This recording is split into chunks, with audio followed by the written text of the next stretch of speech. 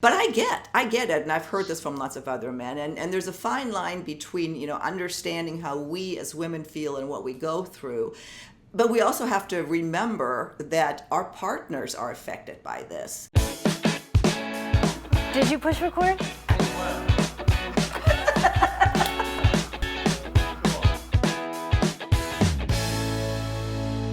Thanks so much for tuning into Our Second Act with Paige and Silka.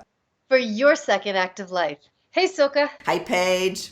Glad to have you back for today's show. I think we're going to hopefully bring some really good information to some men today who desperately need it. A couple years back, we did a video about menopause and how are men affected. And, we received, hundreds of comments. And I went through some of them because they're still coming in. And we got one that, as I shared with you, my God, we need to address this topic again because we've stayed away for it for a while. So here's the comment that we got. And let's see if our male viewers can identify with this. Here, I'll read it. Because this is real. Exclamation, exclamation.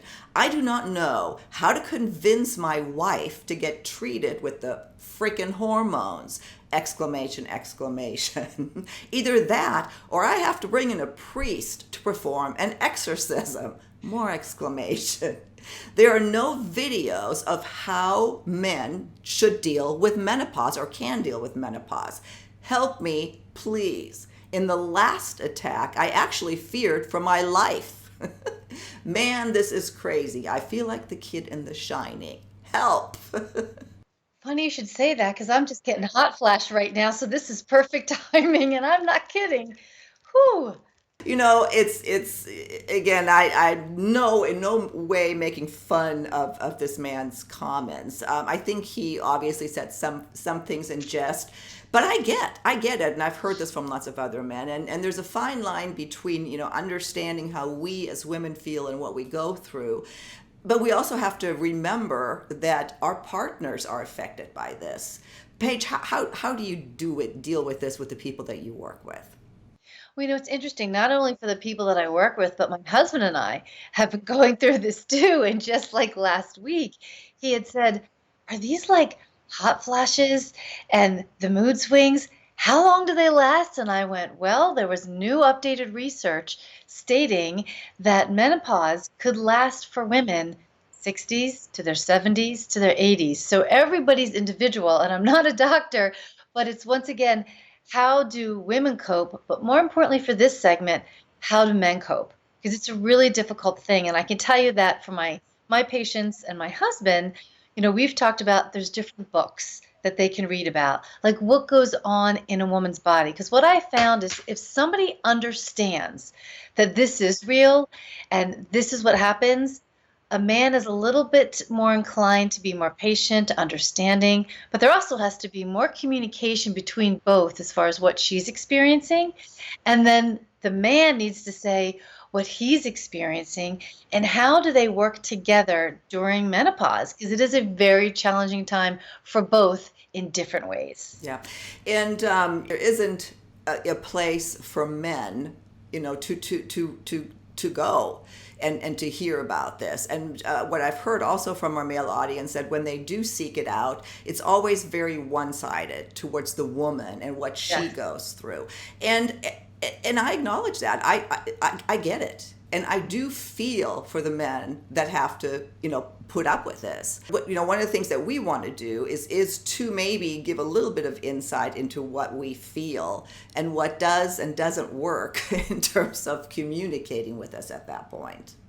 Yeah, I wouldn't so much say put up with this. I would say, how do you co-manage it, both individually and together? Because it is a part of life.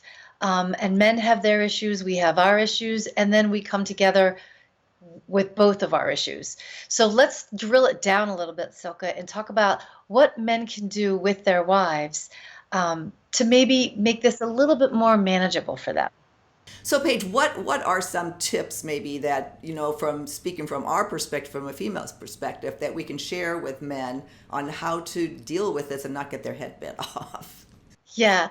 Well, first of all, if you're a man that's out there and you're noticing that your wife or your loved one is going through these menopausal type of symptoms and you're not quite sure how to approach it, the first thing is sitting down and coming from a place of love and compassion. That's the first thing you have to do. Honey, you know how much I love you, I care about you. These are some things that I'm noticing. Are you noticing this too? And she may be, she may not be, but it's really kind of being able to point that out in a loving way. And then number two, you can also ask your loved one, is it okay if when I notice these symptoms, if I gently kind of point them out to you and we can figure out language of how I can point them out so maybe you can see, my darling, that these symptoms are really occurring. Like those are two different ways of having a conversation because you have to find language that your wife or significant other is okay for you as a man to use, and you work on that together. It's really, really important because that's the key. What language do you use? What intonation do you use? And you as a couple deciding on what is the language that we both use together. So that's when maybe the woman's not, realizing that things are happening. When a woman clearly knows that this is freaking menopause and it's all over the place, there's some things that a man should know. Sometimes women are afraid, who do I trust to go see for my menopausal symptoms? What am I going to put in my body? Is it going to make me gain weight? Is it going to make me lose my libido?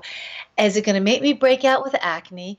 Is it going to make the symptoms worse? Those are things that I want men to hear. So as a man, you can come in and say, look, is it hard for you to figure out what to do with this? Would it help if I came with you to an appointment and we can figure out this together so you're not alone in this challenging, difficult time? Bottom line, it's about being supportive, doing it with your significant other, but also at the same time sharing with your spouse, this is what it's like for me, and I'd like to be supportive of you and us as a couple. So does that make sense? No, it makes perfect sense. I'm what, how practical is it with men who feel like they're beaten up? I don't know. I'm thinking of my own situation. I mean, I can't, I was enraged. I would have just literally rages come on that I couldn't control. I just wanted to bite somebody's head off. And it, So let me explain that piece that's really important that you just brought up. So before a woman goes through postmenopause and menopause, okay, we're reaching our second half of life.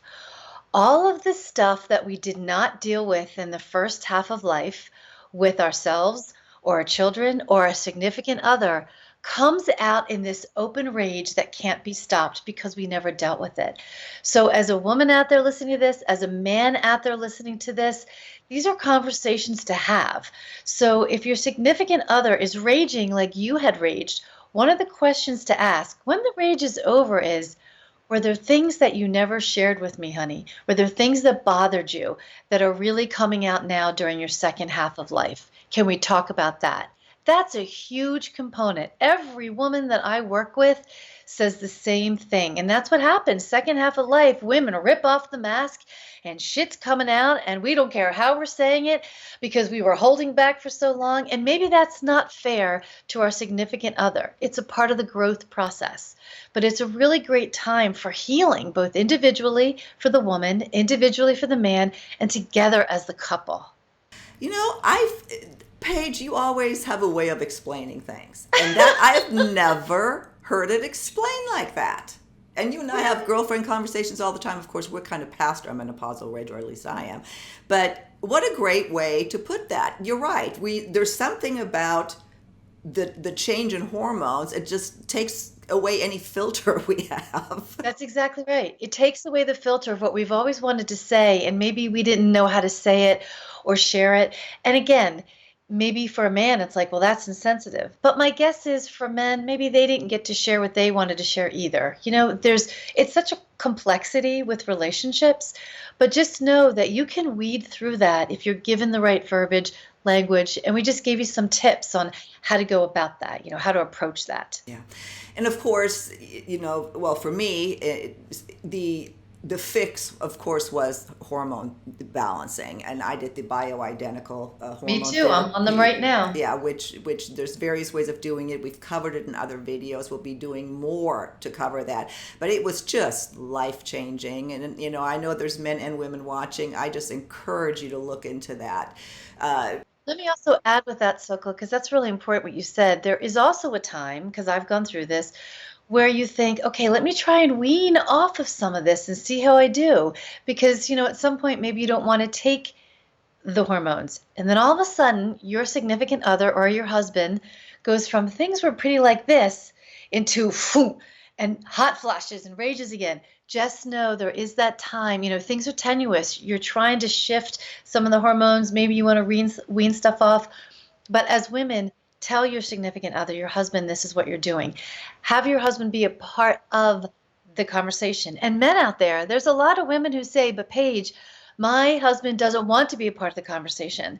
So it's like anything. If there's a problem, be a part of the solution.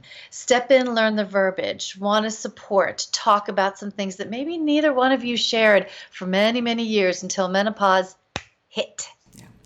No, good, really good point. And Paige, we are coming to the end of the segment. I do want to say that to our male audience, we would really like to be a resource for you in this. Yes. That if you have questions publicly that you want to leave below, if you want Yes. to send them privately, we understand that this is difficult and that there has to be, a balance. If we can provide you with information that helps you understand, that's what we'd like to do. At the same time, we also know how difficult it is for us and all the changes we're going through. So, Paige, what would you like to leave as a final note here?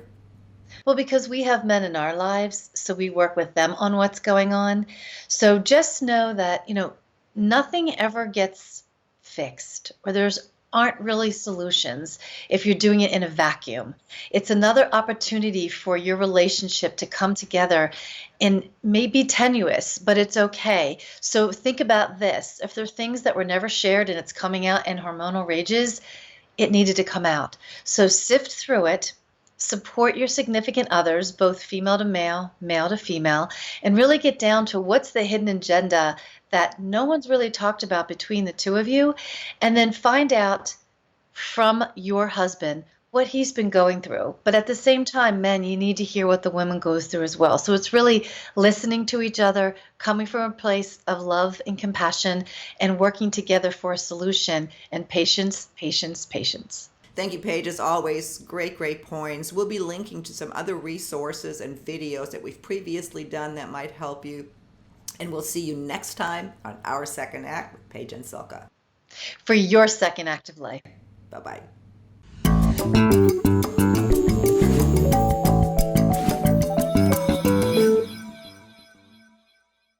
So glad you were able to join us today. I hope you found this information helpful. If you haven't already done so, please be sure to subscribe to our channel. Button's right over here.